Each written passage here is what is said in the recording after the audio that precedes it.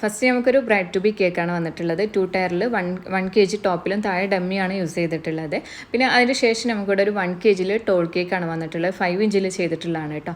ഒരു ലാവൻഡർ ഷെയ്ഡാണ് വന്നിട്ടുള്ളത് കേട്ടോ. അപ്പോൾ ഡാർക്ക് ടു ലൈറ്റ് ആണ് വന്നിട്ടുള്ളത്. പിന്നെ അതുപോലെ ഓരോ കളേഴ്സ് വരുന്ന ഭാഗത്തായിട്ട് ബോർഡർ കൊടുത്തിട്ടുണ്ട്. ഗോൾഡൻ കളറിൽ കുറച്ച് ബീഡ്സും കൊടുത്തിട്ടുണ്ട്, നെയിമും കൊടുത്തിട്ടുണ്ട് കേട്ടോ. പിന്നെ ഒരു 1 kg നോർമൽ കേക്കാണ് വന്നിട്ടുള്ളത്. അതിൻ്റെ മുകളിലായിട്ട് ബട്ടർഫ്ലൈ ആണ്, പിന്നെ നെയിം കൊടുക്കുന്നുണ്ട്. അപ്പോൾ കുറേ പേര് എന്നോട് ചോദിച്ചിട്ടുണ്ട് നെയിം എങ്ങനെ എഴുതണം എന്നുള്ളത്. അപ്പോൾ ഇതുപോലെ ഫോണ്ടിൻ്റെ കട്ട് ചെയ്തിട്ട് ബ്രഷ് വെച്ചിട്ടാണ് കേട്ടോ നെയിം എഴുതുന്നത്. ഫസ്റ്റൊക്കെ ഫ്ലോപ്പ് ആവും. ഇതൊന്ന് എഴുതി എക്സ്പീരിയൻസ് ആയി കഴിഞ്ഞാൽ നീറ്റ് ആക്കിയിട്ട് എഴുതിയെടുക്കാൻ വേണ്ടി പറ്റും. പിന്നെ അത് ഈ ടോപ്പിൽ കൊടുക്കുന്നത് ഡ്രൈ ആക്കി എടുക്കേണ്ട ആവശ്യമില്ല കേട്ടോ. നമ്മൾ എഴുതിയതിന് ശേഷം അപ്പോൾ തന്നെ വെച്ച് കൊടുക്കാം. പിന്നെ അതിന് ശേഷം 1 kg ഒരു ടോൾ കേക്കാണ്. അതിൽ കുറച്ച് ഫോണ്ടൻ ഡെക്കറേഷൻസ് ഉണ്ട്.